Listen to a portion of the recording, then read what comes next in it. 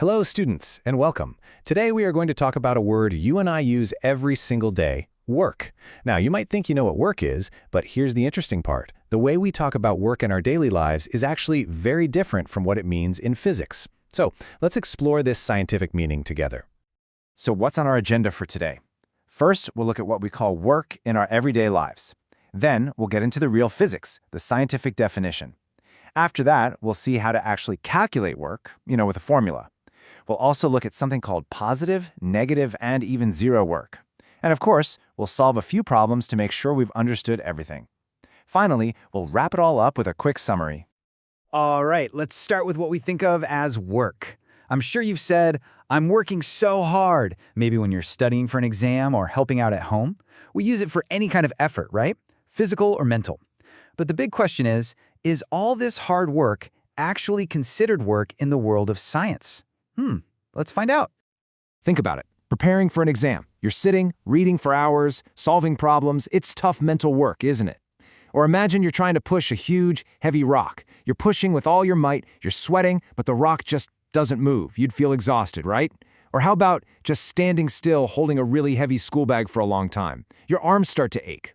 All of these things feel like a lot of hard work, and for sure, you are using up a lot of your body's energy. So this leads us to the big question. In the world of physics, are all these things, studying, pushing a rock that doesn't move, holding a bag, are they really considered work? Well, the answer might just surprise you. You see, to understand why, we need to look at the scientific definition. In physics, work is a very specific term. For us to say that work has been done, two and only two essential conditions must be met. So let's compare. In our everyday language, work can be almost any physical or mental effort. But in science, it's much stricter. Scientifically, work is done only when a force is applied to an object, and that object actually moves. It has to be displaced. Okay, let's break this down very slowly. Condition number 1. A force has to act on an object. A force is just a push or a pull. Simple. Now, condition number 2, and this is the most important part. The object must move. It has to be displaced. If either one of these is missing, no work is done. So think back to pushing that big rock, or even pushing against a wall. You are applying a force, yes, that's condition 1. But is the wall moving? No. There is no displacement. So in the language of physics, you have done zero work on the wall. Both conditions have to be there. Okay, so now we know what work is in science, but that leads to the next question, doesn't it? How do we measure it? How do we calculate how much work is done? Well, for that, we have a formula. The first ingredient in our formula is force. We represent it with a capital F. And as we just said, a force is basically a push or a pull on an object. Its unit is the Newton, which we write as a capital N. And the second ingredient is displacement. We use the letter S for this. Now, displacement is the distance the object moves, but here is a very, very important point. It's the distance moved in the direction of the force. We'll talk more about this later, and its unit is the meter. So when we put it all together, the formula is actually very simple. Work done, which we write as W, is equal to the force, F, multiplied by the displacement, S. So our formula is W equals F into S. Simple. Now, every quantity in physics has a unit, right? Just like we measure distance in meters or mass in kilograms, we measure work in a unit called the joule. We write it as a capital J. So what exactly is 1 joule? Well, 1 joule is the amount of work done when a force of 1 Newton moves an object by 1 meter. That's it. 1 Newton of force, 1 meter of displacement, that's 1 joule of work. All right, now things get a little more interesting. Did you know that work can be positive, it can be negative, and it can even be zero? It all comes down to one really important thing: direction. Let's use a simple example to understand this. Imagine you are lifting a book up from a table. First, positive work. You apply a force upwards and the book also moves upwards, right? The force and the displacement are in the same direction, so the work done by you is positive. Simple. Now let's think about negative work. While you're lifting the book up, is there another force acting on it? Yes, the force of gravity, which is pulling it down. So the displacement is upwards, but the force of gravity is downwards. They are in opposite directions. In this case, the work done by the force of gravity is negative. See the difference? And finally, zero work. Now, imagine you've lifted the book and you're just carrying it, walking horizontally across the room. Which way are you applying force on the book? You're applying a force upwards to hold it, to fight gravity. But which way is the book moving? It's moving forwards, horizontally. Your force is up, your displacement is forward. They are perpendicular to each other. Whenever the force is perpendicular to the displacement, the work done is zero, so you're doing no work on the book as you carry it horizontally. This is a question I get all the time, and it's a great one. You're thinking, but sir, I get so tired pushing the wall. How can I have done zero work? And you are right to feel tired. The reason is, your muscles inside your body are constantly contracting and expanding.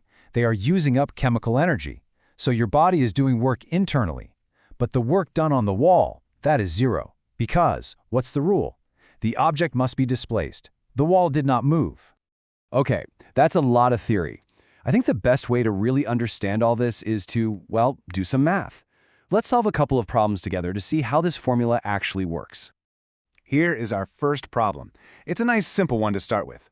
A force of 5 newtons is acting on an object. The object moves by 2 meters in the same direction as the force. The question is, how much work is done?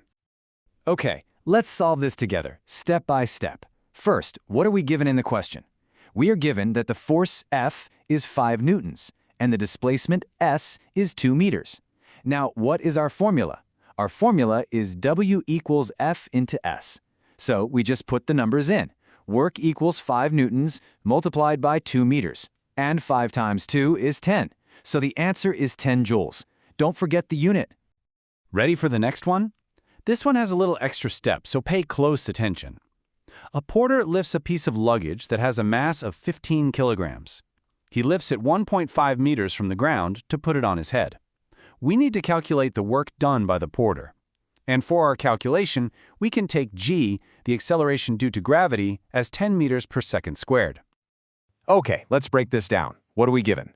We have the mass, m, which is 15 kilograms, and we have the displacement, s, which is 1.5 meters.